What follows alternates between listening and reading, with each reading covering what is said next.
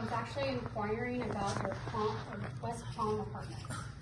Is this a good time to talk? Yes. Okay, awesome.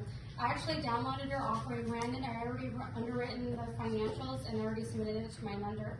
We're actually pretty interested in making potentially an offer on this asset.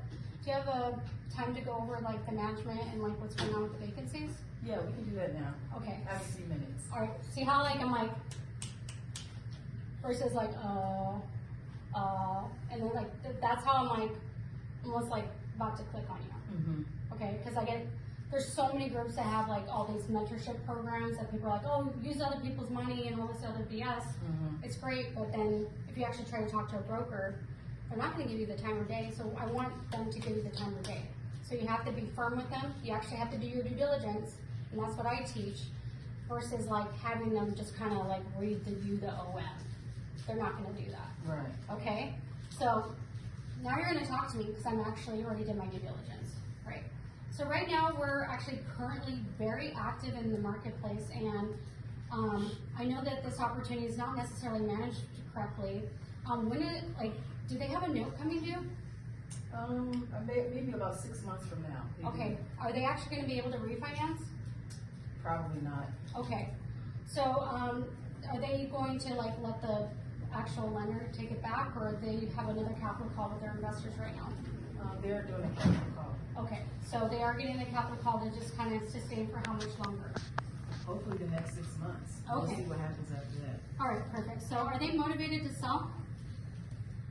Some of them are. Some people of the team, but others aren't. Okay, so what I want to do with you is I want to figure out how we can create an opportunity that you can represent both sides.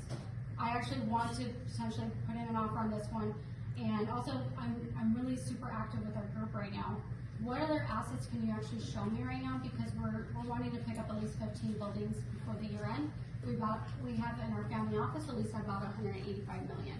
So now I'm like, you're gonna talk to me, right? Mm-hmm. Yeah, you're controlling the conversation. Yes. Okay. It's much better that way. Mm-hmm. Okay. So now I'm like, what other opportunities do you have for me? She's gonna probably open the door and be like, oh, I have this in my pocket. That's where the gold is.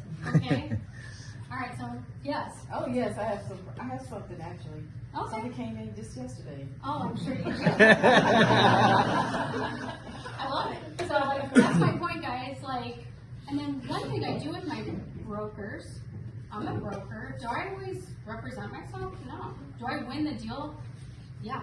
So what happens is, I'll let you, just to let you know, since I'm a serious buyer, I'm going to let you represent me on that off-market deal. And when I go to sell it, I'll have you listed as well.